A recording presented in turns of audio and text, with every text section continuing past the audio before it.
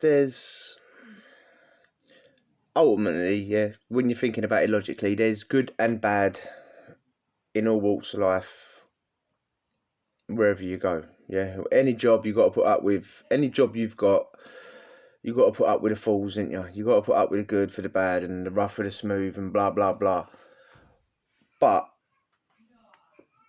and I will say as well, the older I've got, even when I was doing jail, the older I got, the more like when you're younger, it's like, oh yeah, there's screws, yeah, never trust a screw, this is blah blah blah blah, and that still stands. That always stands. But you sort of mellow with age, and you realise, there's screws that you can have a chat with, screws that you can ask something for. There's screws that'll do you a favour if you need be. You know what I mean? They're not. It's like saying every single prisoner you come across is a complete and utter scumbag who you wouldn't trust ever. Yeah, everyone's different, aren't they? Right. So, but I've never understood why. This is just my experience again, my opinion. It means nothing ultimately. I'm not trying to offend anyone. I know what I was. I was a complete scumbag back in the day. And you can guarantee while I was crawling through windows and taking stuff that didn't belong to me, screws weren't doing that. You know what I mean? Maybe they was, but not on the level I was. You know what I mean? All these screws that I hated, I guarantee you they weren't robbing things, and I guarantee I made more people's lives a misery. You know what I'm saying? That's all I'm saying. But I've never understood the mindset of why you'd want to work in a place. One, why nobody fully likes you or trusts you. You want to surround yourself with people that don't fully like you or trust you in the first place. Yeah, that's a weird mindset to have, isn't it? I don't care about what they think. Why? Why don't you care what they think? Why do you not? Why do you want to be distrusted? You know. Again, I'll go on about ego and not worrying about what other people think, but there's levels, like, there's, yeah. Again, why would you want to go out your way to make someone else's life hard? Some screws do. And ultimately, when that bell goes off, they're all for one and one for all, There's no, oh yeah, I like him, I'm not going to get involved. They're involved. Why they're not police, so why do you want to try and ruin someone else's day, be a grass?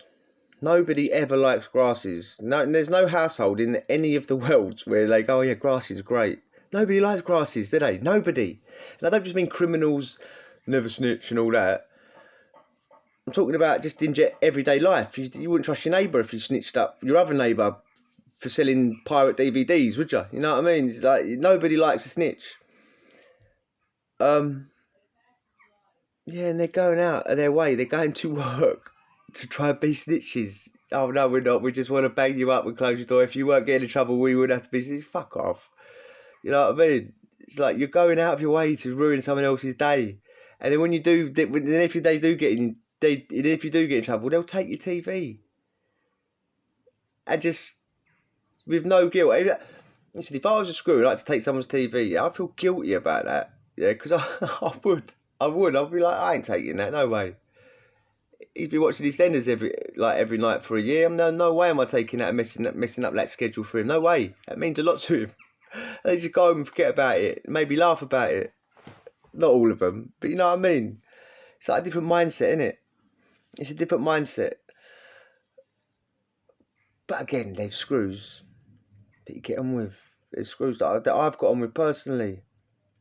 Yeah, even though you can never fully trust them, and they'll never fully trust you. Even the ones that get on with you. You know what I mean? The ones that are class you as, yeah, he's one of my boys. He's the cleaner. He's one that I'll go to for this, for that. Ultimately, they don't fully trust you either. They know you. They'll have you. They'll have your pants down. Ultimately, listen. One of the sweetest screws I ever met was the #1 Bix officer in Pentonville. He didn't just work in the Bix department. He'd been in Pentonville for years. Little Irish fella. I know his name, but I'm just not going to say it. He was sweet as a nut, but not many people liked him, yeah, because he was rude. He was rude, mate. And if you didn't like that, he'd be rude to your face. And he was a tiny little Irishman. You know what I mean? You can imagine him like just squaring up to a big old unit of a geezer, just mugging him like, and you think, mate. Sometimes we used to think like, oh man, it's like, how are you getting away with what you're saying?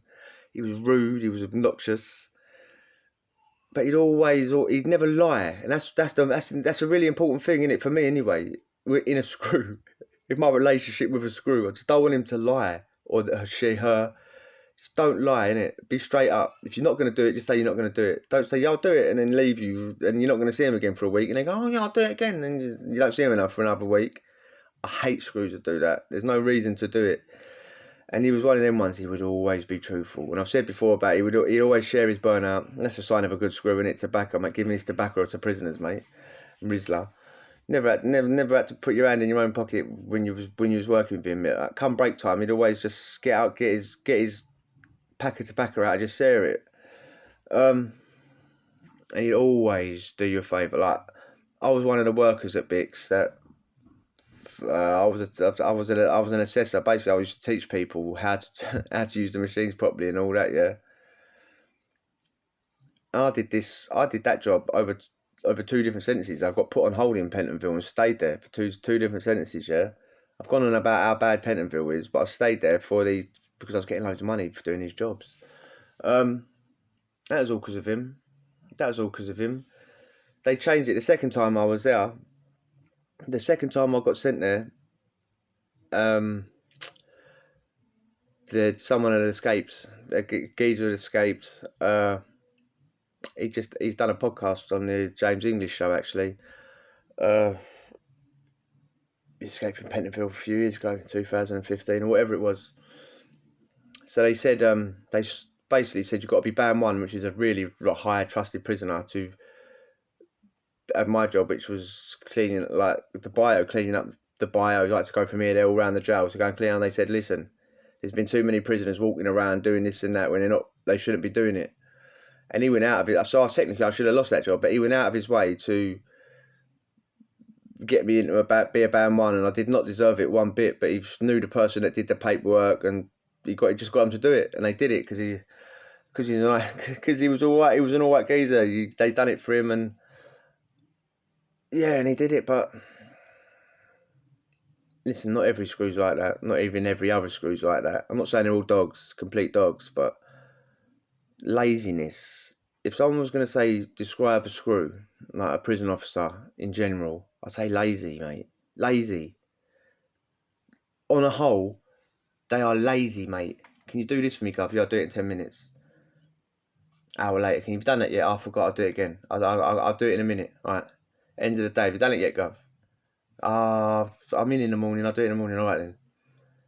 You don't see him for most of the day. So I had to go and work on another wing. There was a person short on that wing, so I had to go there first and come back. Yeah, alright, can you do that thing for me now?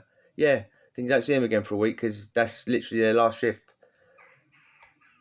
Most screws do that. And I don't want to hear they're busy, they're this and that. It's their job to take requests and fill out forms and go and get you a form, because you can't do nothing. You can't leave that wing. So you have to ask them, you have to rely on them to get something out of the office for you. You have to rely on them to go to the reception and get your stuff out of there, because that's their job. You know what I mean? You can't leave, you can't go nowhere. Saying that, talking about that screw at Pentonville, I was going through it one day. I was trying to get something out of reception. I forgot what it was. I was trying to get it for time. I've got an enhanced and I've got a PlayStation sent. I was doing a 3, maybe 2.5. I forgot what I was doing. Right, managed to get enhanced. Saved up, got a PlayStation. Lovely. He's in reception for time. If I said months, it was probably in their months. And I'm asking every day, and I'm putting apps in. You got to put an app in to get it. All right, I'll put another app in. Application form. Go and get that. Fill it in. Who do they go to? You probably just get put right down the toilet at the end of the day. Asking the screw, yeah, I'll go down there for you, because they can just leave doing and go down there for you. They can take a spare 10 minutes, but they ain't got a spare 10 minutes. They're so busy all day long. All right, so I'm going through this with them. I'm arguing with the screws, and eventually it's come on time. I'm having a screaming match, and I'm saying, well, I ain't going to work then. Keep my hearts, do this or that. He's come onto the wing and spoke to me about it. What do you mean you're not going to go work? Like, get up, go work. I'm not going. Because they're taking me for a mug. They're doing this, they're doing that. Now, he's a screw. And he should have took the screw sides, really. He's going, what are you talking about? Get to work because you're going to get nicked. But he literally got me, put me trainers on, took me to reception there and then, and got my PlayStation. I walked it back to the ring within 5 minutes, and then I went to work. And he had a little fucking moan up at the other screws on the ring for just being lazy. I mean, again, that's not above and beyond. That's literally their job description. You know what I mean? But again, I use him as an example as a proper decent screw, and he was a decent screw.